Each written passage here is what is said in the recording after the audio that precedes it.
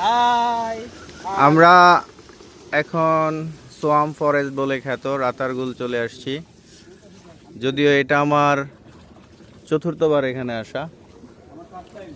অসাধারণ, মানে অসাধারণ, এক কথায় অসাধারণ। তো আমাদের এখানে এই ট্যুরে আমাদের সাথে আছেন আমাদের মেরুদণ্ডহীন রাজীব ভাই। রাজীব ভাই আছেন?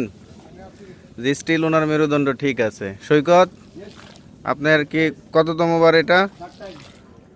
তারপরে এখানে আরো আছেন আমাদের সাথে মিস্টার ফারহান, শেরপুর থেকে আগত, ফার্স্ট টাইম।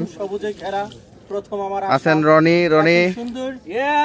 সাইদুর।